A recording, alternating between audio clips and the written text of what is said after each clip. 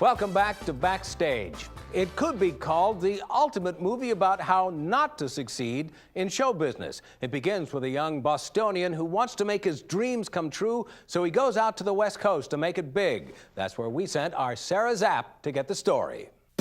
Thanks, Barry. Hollywood can be a circus, but boy, can it make dreams come true. I had a chance to sit down with two directors of an eye-opening documentary called Overnight for their raw insight into a Hollywood chance of a lifetime and how one man blew it all. Everybody knows it's the best project in Hollywood. Troy Duffy was moving on up in the eyes of Hollywood. I know I deserve to be exactly where I am here. Troy, your script is so unbelievable. Who is this idiot? He's just going to be so super big. His mind is just so super big. He had all the dice in a row to basically be the next Quentin Tarantino. Troy's script for a movie called Boondock Saints caught the eye of Miramax Films chief Harvey Weinstein. How big of a break was this for Troy Duffy to get this sort of $15 million deal to direct, to get hundreds of thousands of dollars to write the script? In my opinion, unprecedented. I had never seen somebody, a complete neophyte, write his first script, get it produced, and a major label, Madonna's label, want to sign his band. And then, of course, him be on the cover of USA Today and the press eating him alive. I had never seen anything like that. And it won't happen again. Hollywood won't make that mistake again.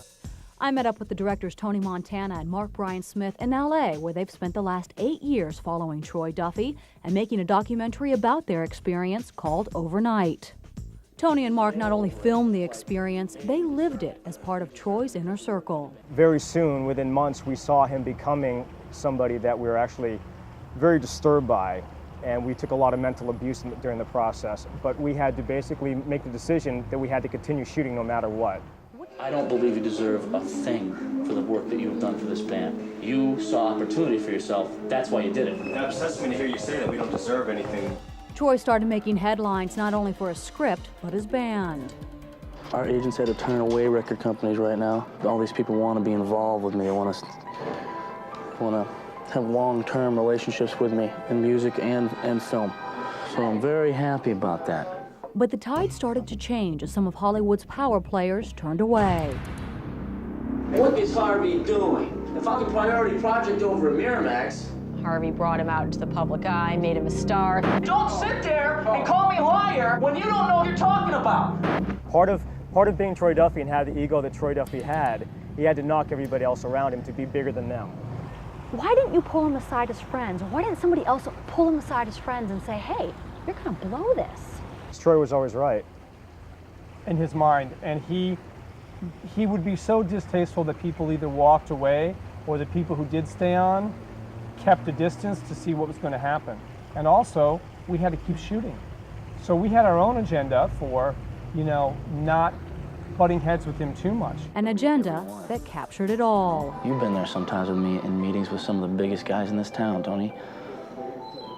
I sit down there. I got drunk the night before. I'm hungover as hell. I'm wearing my overalls. These guys are all in suits. What moment throughout this documentary just blows your mind? There's a lot, so. I think when Troy makes the anti-Semitic remark, because we had been filming for so long at that time, and it was just that one more button that he was pushing while the camera was rolling that I thought was just absolutely inappropriate. The Boondock Saints were now the Fallen Saints. His film went to video and his album didn't sell. And that's when he called us up and threatened us. The bad blood begs the question, is Overnight a revenge piece? If this was a revenge piece, the things that we could not, or that we decided not to have put in the film would have been put in the film. There was a lot of comments about minorities, there were a lot of comments about women, a lot of comments about, about gay people, and it was bad. So what's their relationship now? We don't have non-existent. We haven't spoken to him in 4 years. In the end of this, you had a great quote that basically alluded to the fact that success is a truth drug.